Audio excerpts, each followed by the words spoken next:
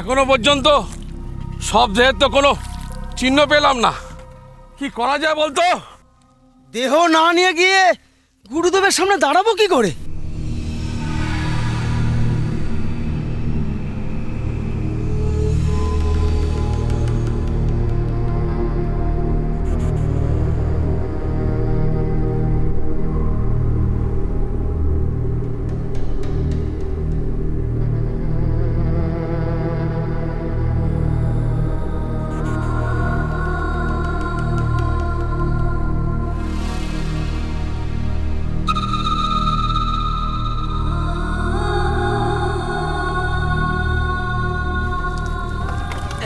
এ কি রে, নৌকো নিজে নিজে ঘুরে যাচ্ছে। হ্যাঁ, কি করব? মনে হচ্ছে মুন্ডু মালিনীর কৃপা হয়েছে, আমাদের পথ নির্দেশ করে দিচ্ছেন। দাঁড়া, নৌকো এগোতে দে।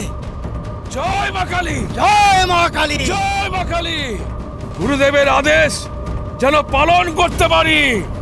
জয় মা করাল বদনী, জয় মা করাল বদনী, জয় মা করাল বদনী, জয় মা করাল বদনী, জয় মা করাল বদনী।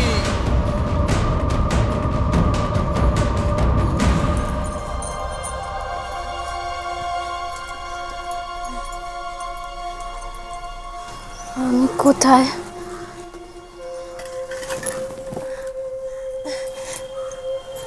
তিনি কোথায়? আমি এখানে কি করছি? তুমি তুমি মা বাবার থানে। তুমি কাল সারা রাত শিব পুজো করেছো। তুমি যে জ্ঞান হারিয়েছিলে মা। তার মানে সারা রাত তিনি একা ছিলেন? সর্বনাশ! ভোলানাথ, রক্ষে করো, তুমি তেনাকে রক্ষে করো। তেনার কাছে আমায় যেতে হবে, এক্ষুনি যেতে হবে। তুমি তুমি উঠো না মা গো। তোমার তোমার যে বল নেই মা। আমার বড় হলে চলবে না, চলবে না আমার, দুর্বল হলে চলবে না। তেনার কাছে যেতে হবে, আমার যেতে হবে, তেনার কাছে যেতে হবে।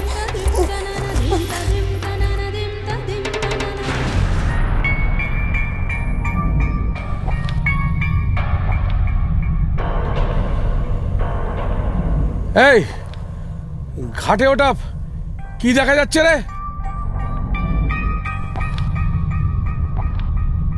মনে হচ্ছে ওটা ভেলা, কিন্তু ভেলার মধ্যে ওটা কি?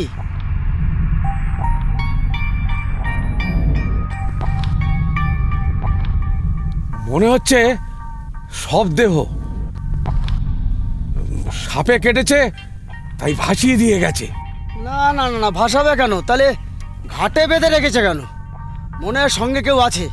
অত ভাবিস না, শব্দ যখন পাওয়া গেছে তখন যেভাবেই হোক নিয়ে গিয়ে ওই গুরুদেবের চরণে নিবেদন করতে হবে। হ্যাঁ, সাধনা লাভ করতে গেলে এছাড়া আমাদের আর কোনো পথ নেই।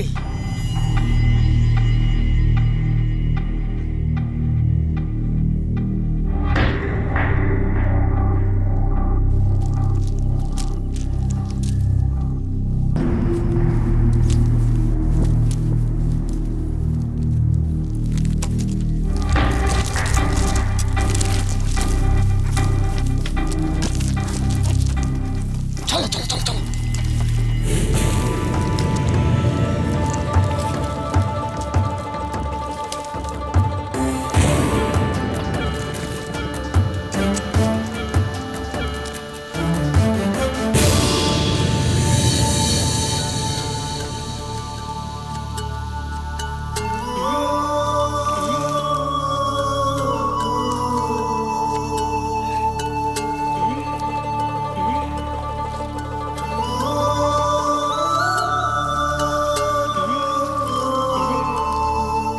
পালালে চলবে না, যেতে হবে তেনার কাছে।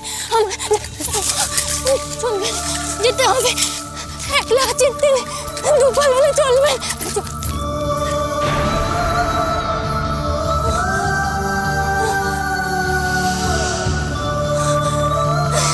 দাঁড়ান! কোথায় যাচ্ছেন? যাবেন ওদের আমার যাবেন না, আমার স্বামী দেহ আছে, যাবেন না, বলুন না, আপনারা কিছু করবেন না, দাঁড়াতে বলুন না, দাঁড়ান, কোথায় যাচ্ছেন? যাবেন না, যাবেন না বলছি, শুনতে পাচ্ছেন না? দাঁড়ান আপনারা, আমি সতীনাথকে আমার স্বামী দেওয়ানের সঙ্গে যাচ্ছি, যাবেন না, আপনাদের অমঙ্গল হবে করে দিলেন, যাবেন না।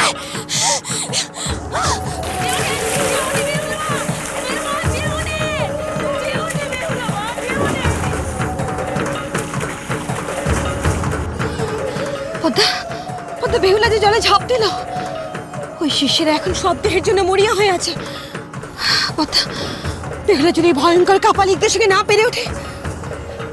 বেহুলা অসহায় নারী পদ্মা, আমার বোধ হয় এবার তোমার যাওয়া উচিত। যাও পদ্মা, যাও। তুমি এখনো আমাকে যেতে বলবে দিদি? যে মুহূর্তে আমি বেহুলার মধ্যে প্রবেশ করব, সেই মুহূর্তেই সে দেবীর মহিমা পেয়ে যাবে, সে কথা কি তোমার স্মরণে নেই? কিন্তু পদ্মা, বেহুলার বিপদও তো আমাদের কাম্য নয়। যদি সে স্বর্গপথে নাই যেতে পারে, তবে সে তো তোমারই ক্ষতি পদ্মা। আমার আর নতুন করে কি ক্ষতি হবে দিদি? সকলে তো বেহুলাকেই চিনছে, তারই মহিমার প্রচার হচ্ছে চতুর্দিকে। কিন্তু এইবার আমি দেখব কি হয়। এইবার আমি দেখতে চাই কে রক্ষা করে তাকে। দিদি, বেহুলা যদি তার স্বামীর মৃতদেহ রক্ষা না করতে পারে, তাহলে যে তার দেবীত্ব লোপ পাবে। যারা তাকে দেবীর আসনে বসিয়েছে, তারাই তাকে নামিয়ে আনবে। সেই সুযোগের অপেক্ষায় আমি আছি।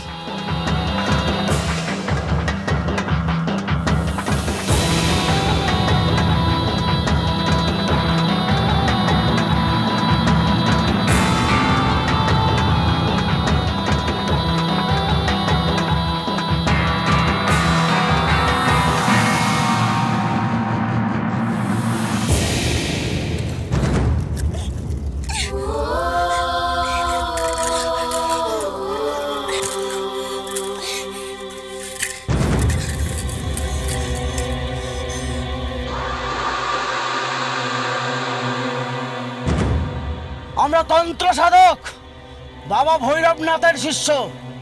এই দেহ ধরবার কোনো অধিকার তোমার নেই, ওই সাহস তুমি দেখিও না। আমার স্বামী দেহ নিয়ে আমি স্বর্গে যাচ্ছি, সে দেহ চুরি করা তোমাদের আস্পর্ধা হলো কেমন করে? এত বড় দুঃসাহস! ভৈরনাথের শিষ্যদের চোর বলিস তুই? পাপিষ্টা! আমাকে কথা কইছ? এক্ষুনি এই বেলা থেকে নেমে যাও কইছি, নইলে সর্বনাশ হবে তোমাদের, বলে দিলাম। আমাদের অভিশাপ দিচ্ছ? বাবা ভৈরবনাথের শিষ্য আমরা, বাবার ক্রোধে তুমি ভস্ম হয়ে যাবে। এখনই আমাদের এই মৃতদেহ দাও, তা না হলে তোমার কি সর্বনাশ হবে তুমি জানো না। আমার জীবন থাকতে এ দেহ আমি স্পর্শ করতে দেব না, এ দেহের কোনো ক্ষতি হতে দেব না। আমি এই দেহে আমি প্রাণ প্রতিষ্ঠা করব। আমি যদি সত্যি সাধ্যি হই, তবে এই দেহ নিয়ে আমি স্বর্গে যাব। এই আমার পণ।